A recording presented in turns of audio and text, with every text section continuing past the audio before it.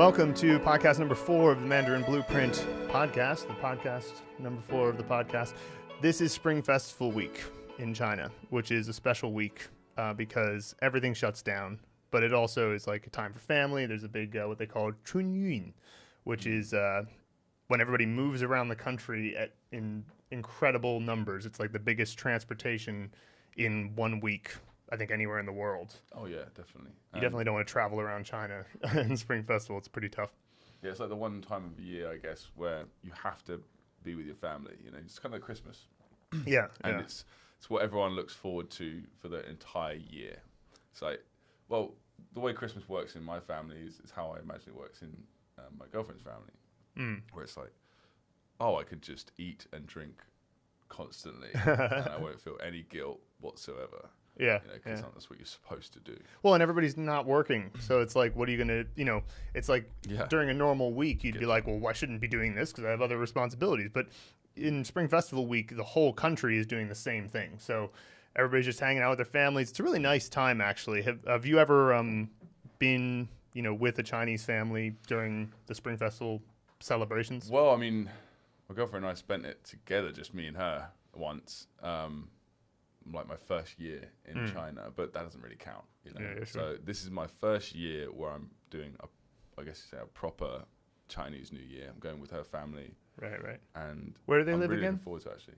Shijiazhuang, it's like near. Near capital of Hebei province. Yeah, that's where like the most standard Mandarin is apparently.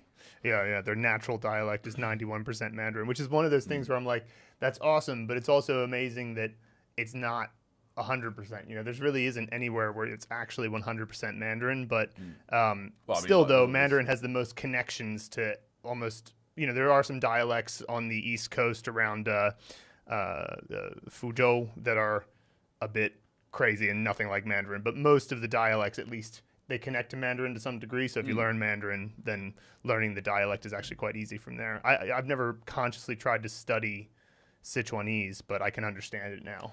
Yeah, I because we've both been in Sichuan pretty much the entire time, and you were in Beijing for a couple of years, but I've been in Chengdu for like 5 years, and I forget sometimes how it's so amazing going to up north, and just, especially to somewhere like Shijiazhuang, like you say, where people speak very standard Mandarin. You go there, and I'm just like, oh my god, I can understand everyone so easily, and it's not a challenge whatsoever. It really is amazing the variability in the dialects, because you look at Sichuan, and it's really not even right to say Sichuanese, because even within the different cities in Sichuan, it's kind of like England in that way, except even more extreme, because England there's like a new accent. How many kilometers is it? I think it's like an average of like 25 square kilometers, miles. There's the accent changes, but we can always understand each other, right? Right. Even within Sichuan Hua, Hua, there's like someone from Emei Mountain, like the villages around there,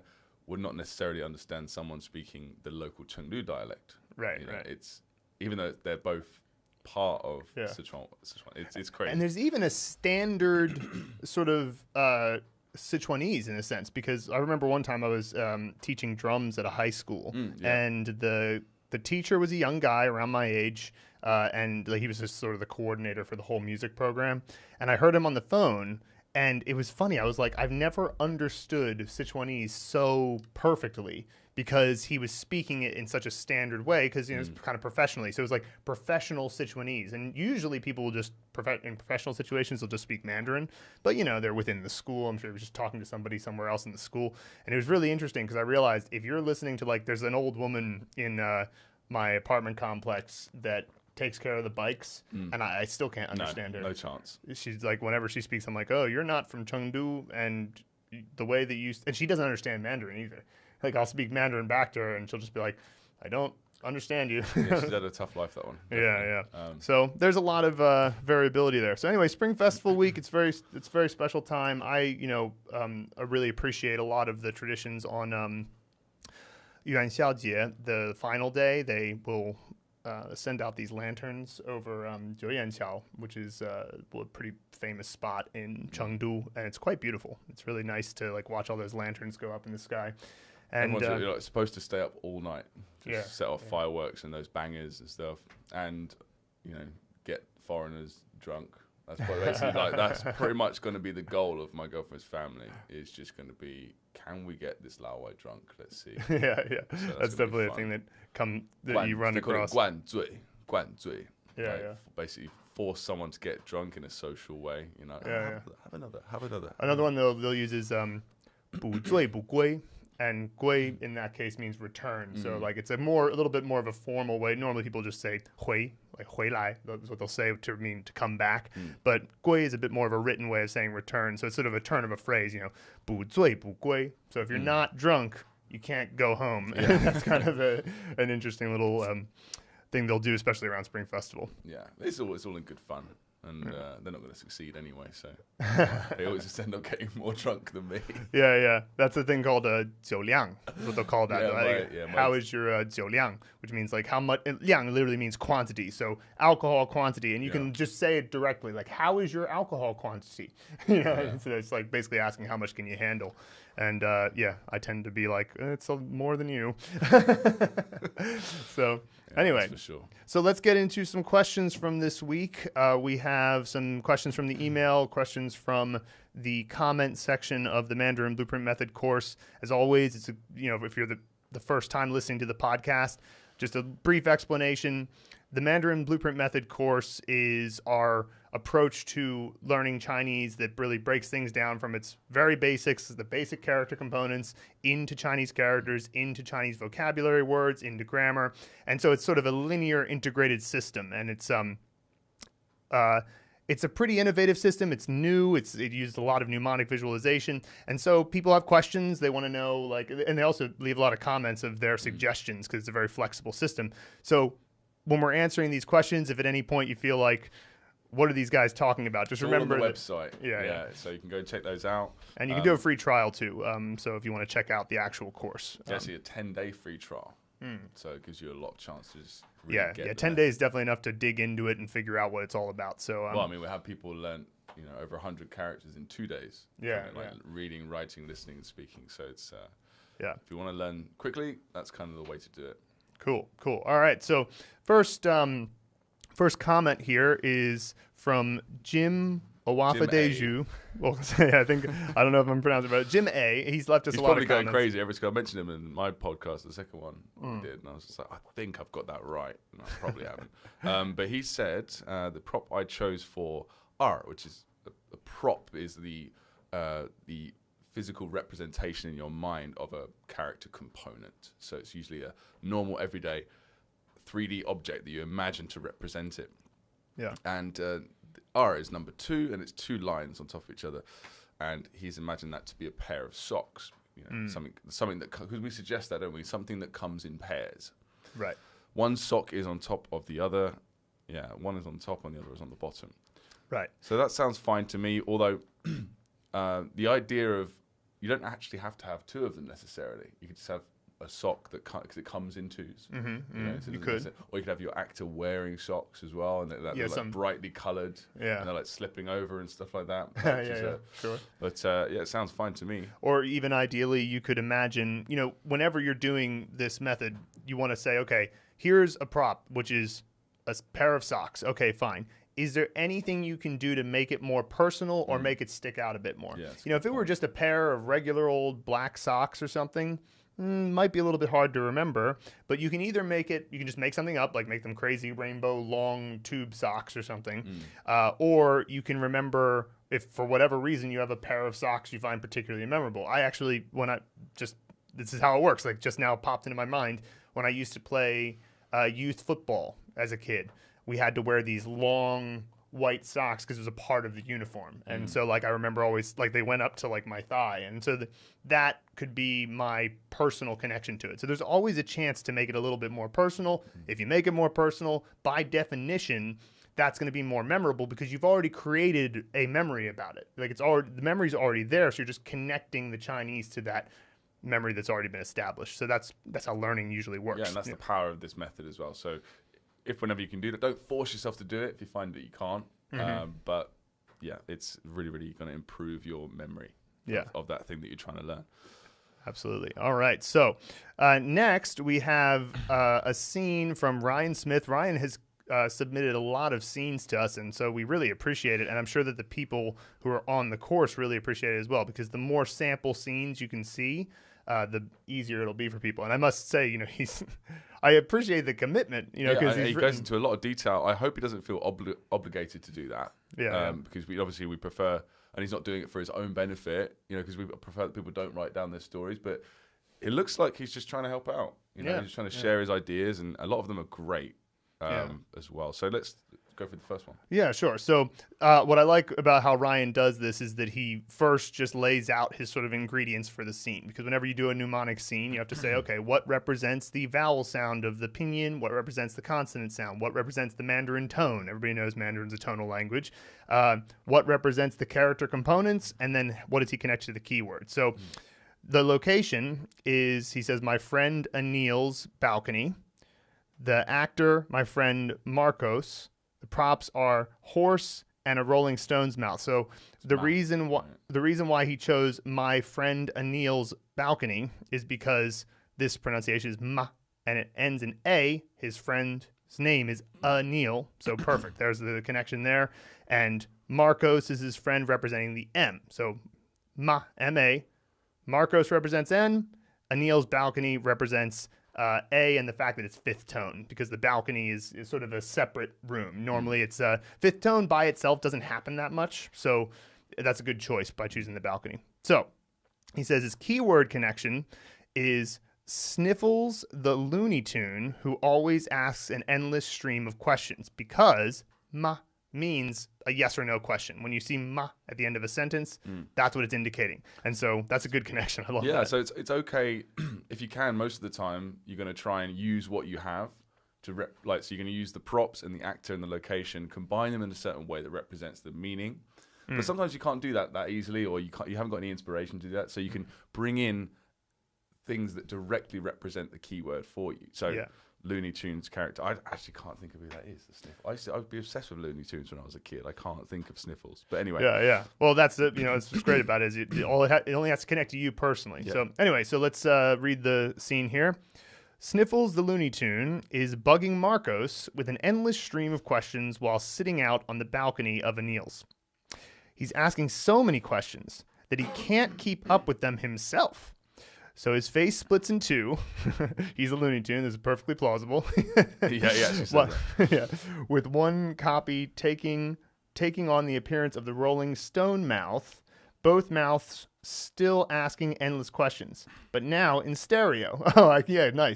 Nice. This is way too much for Marcos to handle, so he whistles for a horse, which comes running through the balcony door. He hops on, and then Horse and Marcos jump off the 13th story balcony to get away from the questioning.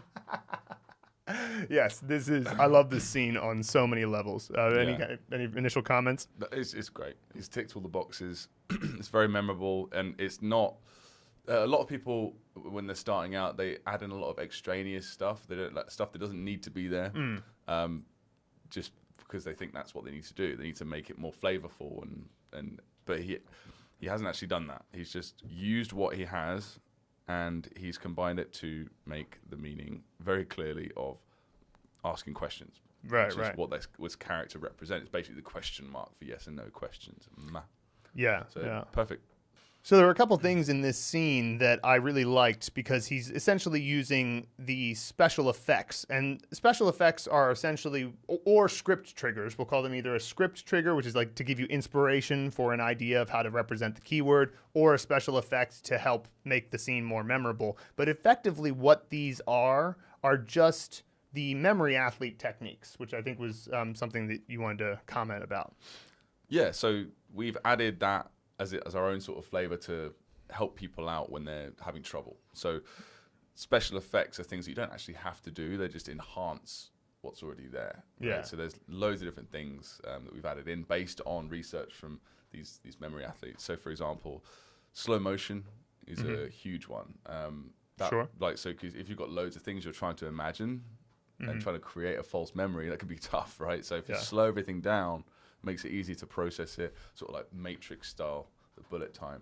Yeah. As well as making it easier to process, it makes it more fun. And the one that more really memorable. stuck out to me here was the speaking in stereo. Like that moment when he said that, I immediately went, oh yeah, I can imagine that from a movie or something where suddenly there's one person talking and now there's two and you can just hear it, even though I can't mimic it obviously with my own voice. It's something that instantly you can imagine, and of course that's going to make the scene a bit more memorable. So that type of thing is there. He makes a copy of the Looney Tune Sniffles, or the mouth anyway, which is perfectly fine to do. Yeah, so I saw on a rather obscure memory forum.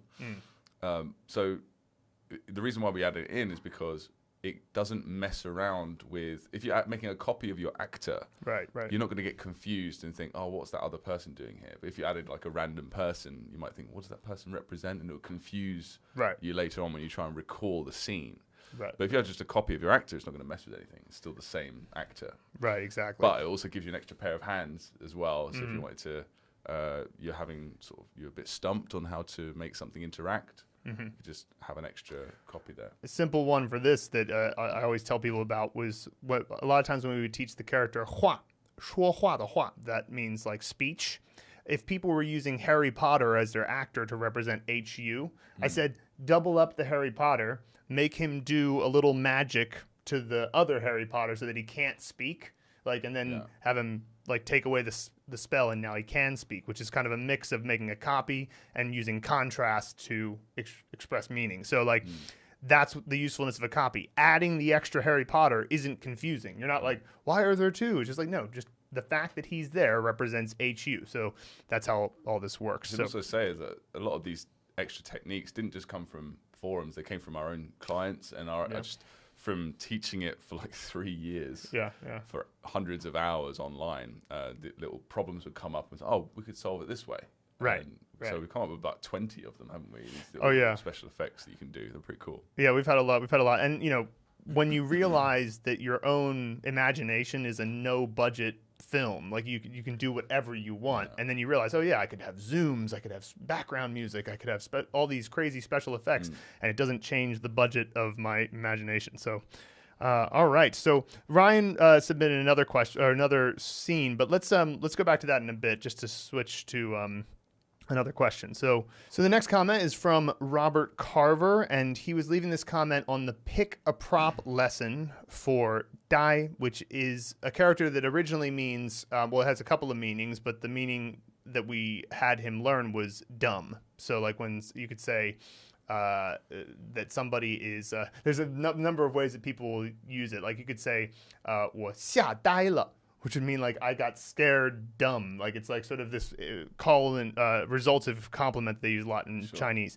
But anyway, so when you learn a character like Dai, sometimes it's used in its entirety in another character later. For example, as a component. As a component, right? So for example, Bao means to safeguard something, and the right side component of that is the entire character, Dai. So what are you going to imagine at that point? Well, Robert says, I like the Scarecrow from The Wizard of Oz because the prop sort of looks like a scarecrow, and of course, if I only had a brain. So I love it. That's one of those rare times where you have, because usually we say choose a prop based on either the appearance or the meaning, but Robert's managed to combine those both together, and it's quite hard to do. So. Yeah, it's because if you look at it, it's got the tree component on the bottom, and it's got the mouth component on the top. And of course, if it's just the mouth component on the top, you can almost imagine it like an empty head. There's just an empty brain there. There's nothing. Imagine that could be the actual Chinese character for Scarecrow. Yeah, sure. Right, it's actually pretty good. Sure, and of course, and it does look like a guy with arms, and there's a pole in the middle holding him up, right? So it's perfect. Yeah, so I really like that one, Robert. Well done. So everyone follow Robert's example there. Evan McCarthy said, what balance should I have between this course, the Mandarin Blueprint Method, and the pronunciation mastery course? Should I finish pronunciation first or in parallel?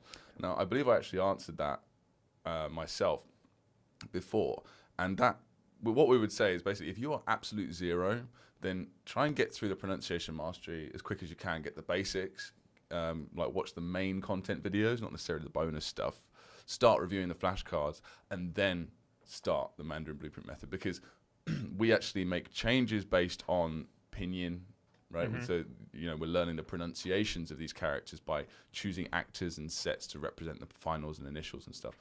So it's really good to have a grasp of actual pinyin, because the version of the pinyin chart we use for this is sort of slightly different. Right. So yeah, I would say if you're an absolute beginner, pronunciation first. But if you've already got some basics, then do them both together. Yeah, and I mean, there is one of the sort of key elements of our blueprint is that you start each individual section, each individual layer, pronunciation, characters, vocabulary, grammar acquisition. You take a period of time where that's your main focus before you start adding in the next layer. Now, you don't have to completely finish it necessarily, although it is possible with pronunciation more so than the other layers. But you don't have to completely finish it before you move on. Just recognize that you need to spend a good amount of time on each layer by itself to some degree. It's not that you don't keep learning characters, you learn vocabulary, but when you reach the vocabulary layer, which is phase 3 of the course, we say, okay, like think about this a bit more than you did before. Oh, we're in grammar now. Okay, think about that a bit more than before. Individual sentences for a while. And then eventually we go, okay, now focus more on the longer dialogues, the longer opinions where there's a bit more context. And, so you just move in a reasonable linear fashion through the course. And yeah, pronunciation is a little bit of a separate animal, which is why it's a separate course. But, I agree with Luke overall that if you don't know anything about pinyin at all, better idea to finish the pronunciation course first. All right, excellent. So got another couple of quick stories here from Ryan Smith. And I feel like we have to mention them all because he just gets this so well, and it's something for everyone else to follow who's on the course. Oh, but I just want to mention, we get this happening a lot. We get this, and I no matter how many times I reiterate it, this question still comes in. You don't have to write down your scenes. Yes. It's a common thing where we realize, somebody wrote down like 50 of their scenes, and it's no point ever do we ever suggest to do that. Yeah. But some people just naturally do it, and that's fine.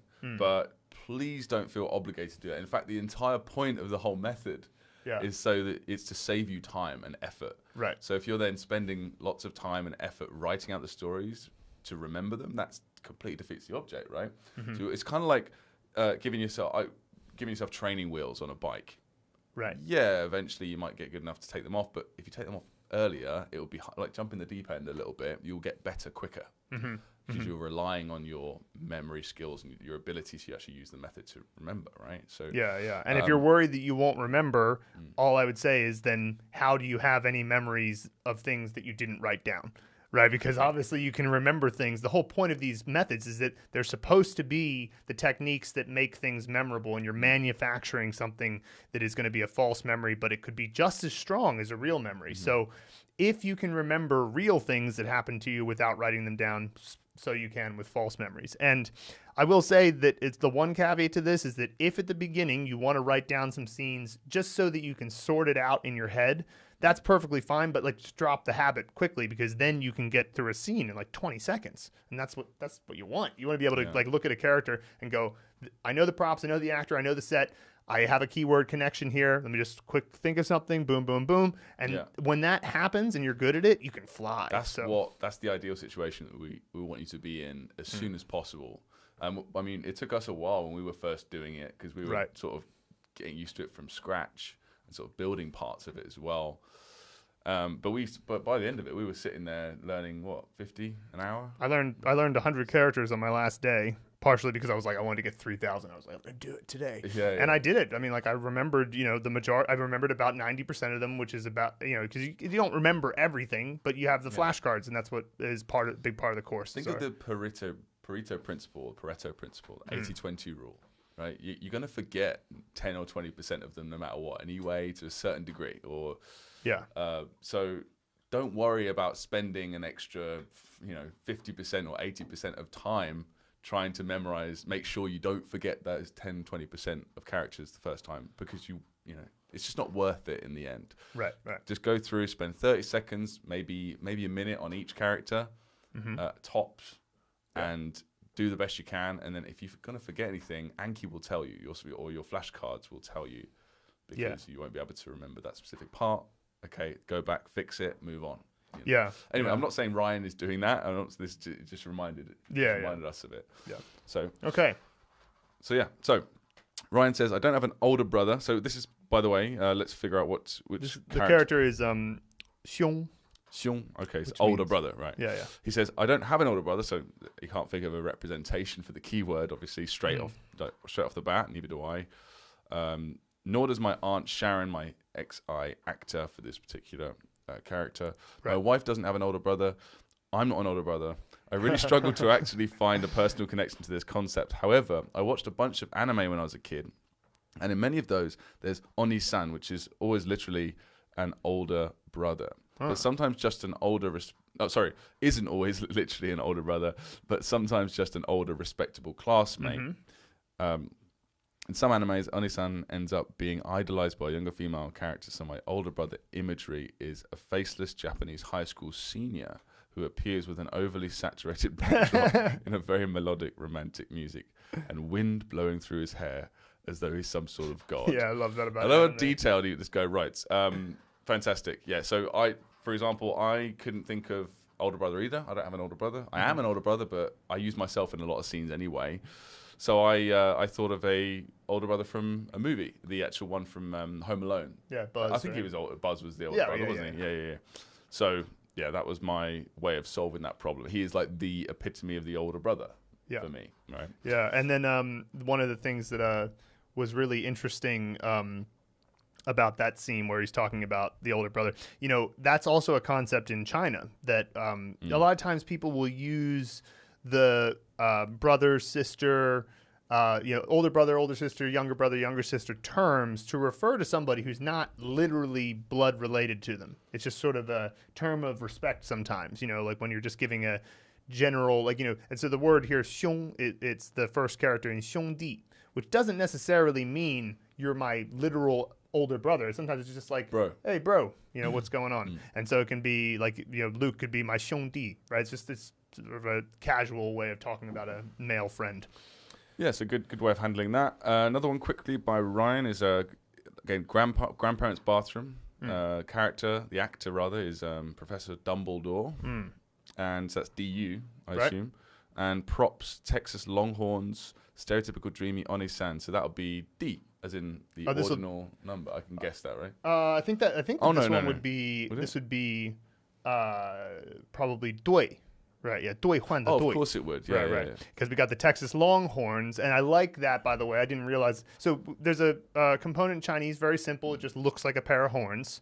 But the Texas Longhorns are Texas University of Texas or Texas University, that's their mascot. And they have, that's perfect. That's a great prop for that particular component. So then Ryan has got to combine those two props, the older brother and the horns, in a way that represents Dui. Which means to exchange. Right? So that's quite a tough one. Exchange is, but you can visualize that. Let's see how he did it. So Albus, Dumbledore, and I are playing Settlers of Catan, don't know what that is, in my grandparents' shower stall. Clearly the cards are plastic coated to prevent them getting ruined by the water they're being soaked with.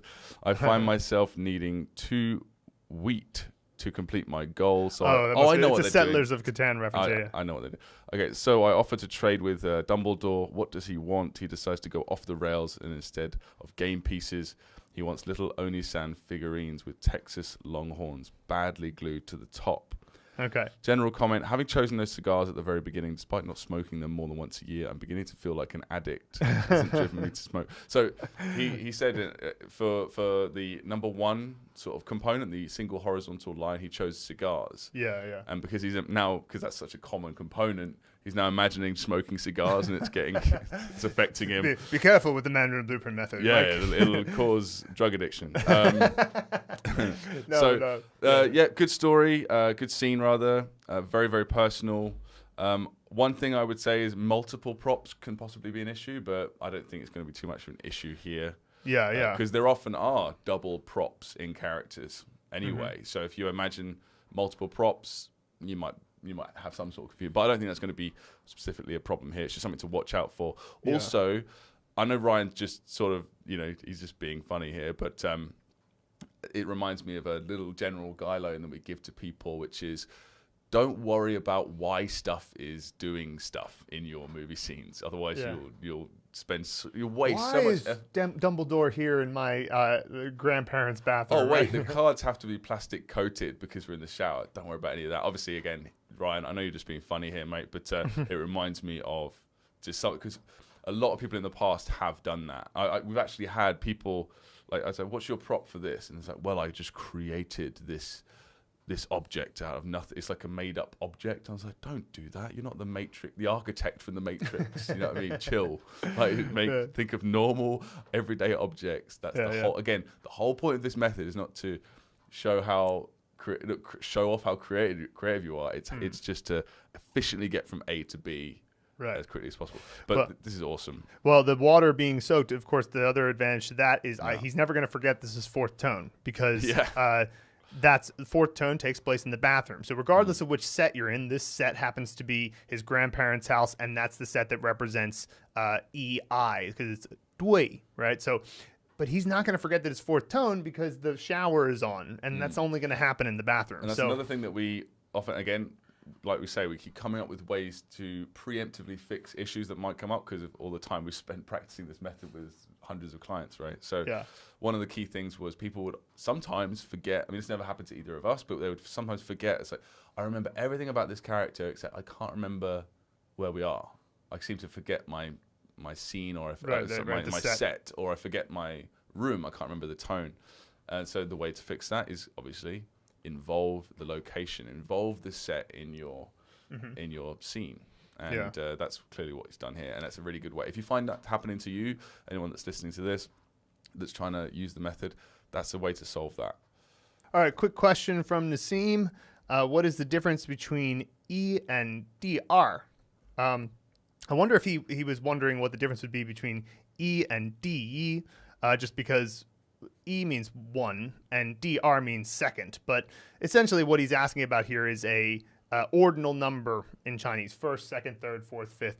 It's actually easier in Chinese than it is in English, because in English we'll say first, that's ST, second, ND, right? So we'll switch it around. In Chinese, it's just you put the character D right before the number. So DE first, DR second, D sen third, right? So it's really easy. So the difference is just the same differences you would have between one and first. So E by itself is just the number one. And it does get used in a lot of other characters, and it doesn't necessarily mean one. It kind of means like together or all as one. But, you know, that's his main question is just what's the difference between E and DE. So fantastic. Another comment from Ryan. Ryan's definitely our biggest commenter. He's brought up something really good to mention, actually. So I'm not sure what's the recommended way to watch these videos is, but I've been watching the Make a Movie videos right up until we say the scene, because we always give at least one example scene, sometimes several in the videos. But only, it's funny he says this, he says he actually pauses it before the scene, before we say it, and he thinks of his own, and then he watches the video to see if he can improve based on what we say, or what have you. I actually started mentioning that in later videos. I think once you get to like character 70 or 80, I start mentioning, oh, by the way, if you want to, you can pause, because we want to apply it to everyone. Some people might want to do it in a different way, might not to watch the whole video, but maybe if you want to test yourself, you can pause the video here, try and think of your own thing, and then watch it. So that's another, again, for those of you on the course, try and do that. It's like a way of jumping in the deep end a bit more, isn't it? Yeah. Think of your own stories first, flex that muscle, and then watch our suggestions and make any tweaks if you like. I would definitely recommend that. And what the reason why we give so much preamble to every scene, we say, okay, what's your keyword connection? What are your props to represent the character components? Who's your actor to represent the pinyin, and the set to represent the pinyin and the tone?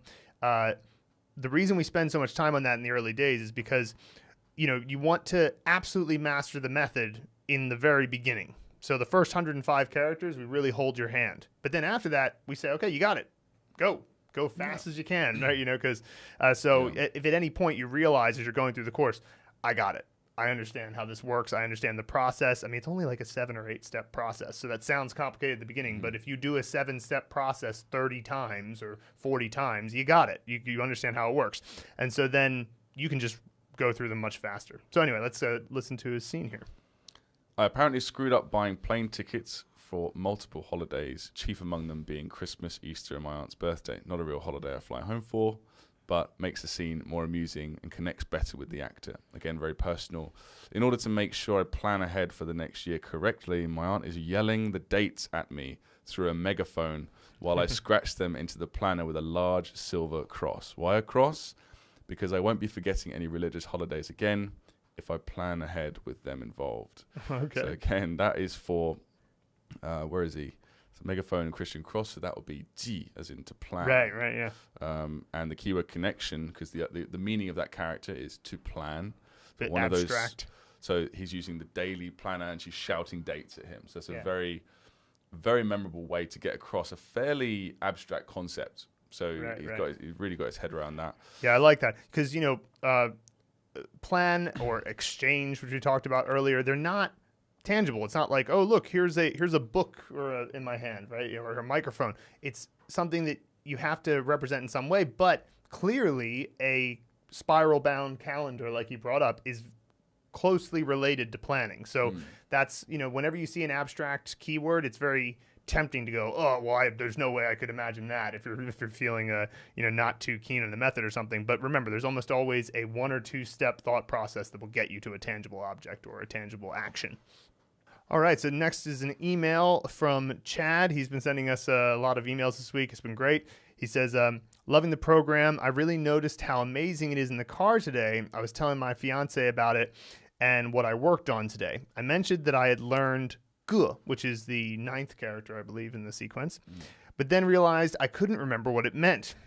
I could see the character and everything, and then I was like, oh yeah, Gary Oldman picked up the rainbow umbrella out of all the black ones, and bam, I remembered, because the meaning of the character is individual, so the one rainbow umbrella is an individual amongst the, sort of several black umbrellas. And I really appreciated this email, because this point is really important to recognize that when you make a mnemonic scene in your head, you're not necessarily going to remember it forever, but you have something to recall it. You have something to base your recall on. So if you do rote memorization where you just write it down over and over, if you forget it, you have to start over again.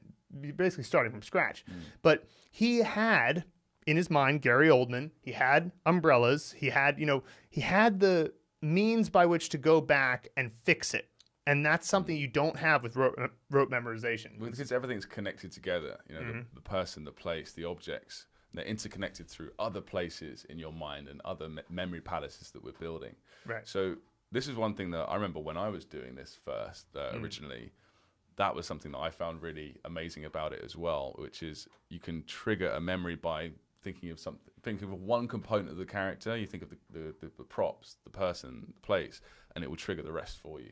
Yeah, exactly. And that's, you could almost think of it as like you built a little something and a piece fell off, right? Well, okay, no problem. Just add that piece back in, as opposed to rote memorization, which is you build something and it just all falls down. Yeah. So that's a really good point that he made there. I like hearing stuff like that. Okay, next we have a comment from Julian Laffey, and what Julian said was he was thinking of a prop to represent the character xia, which means under or below. And so what he imagined was a sort of the ground and roots going down into the ground. So the top stroke in xia is like representative of the ground, and the bit that goes below is almost like roots spreading into the ground. And when we first looked at it, it's a little bit hard to imagine, but then we thought about it a bit more, and we were like, okay, I could see how this would work, because you could imagine that you pull a little bit of ground out of the ground, and then there's the roots under it, and now suddenly you have this object that you could use in any given scene. So just as long as you something, it has to be visual, right? So as long as you can see it and it represents the component or the character in some way, then it's all good. Yeah, and roots are very associated with the idea of under, so it's a very clear connection. So I like that one. That was really cool. But hey, you could even have a kangaroo. Yeah, we had kangaroos from down under. Down under, there you go. Yeah, the underground sign. There's plenty very flexible. It's one of the key things about this. Yeah, okay, cool. So another email from Chad. This is in response to something I talked about in podcast 3. So Chad says, I saw the segment where my scene is featured on the podcast.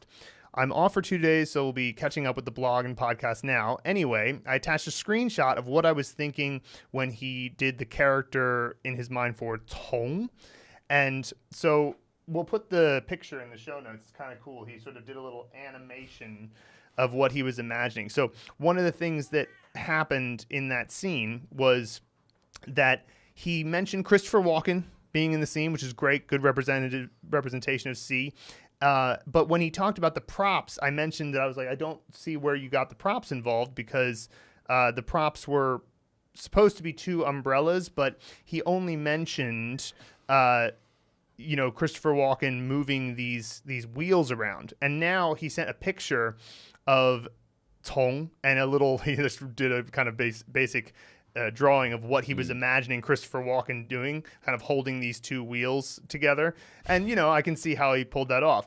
I would just say that this early in the course, because it's only character number 8, it's like sometimes you have to learn the rules to break the rules, but there's so much flexibility in the system. So I'm always kind of ambivalent, because on the one hand, you do want to find the thing that you connect with, but you want to have consistency as well. So like whatever the props are going to be, you want to make sure they're consistent all the way around.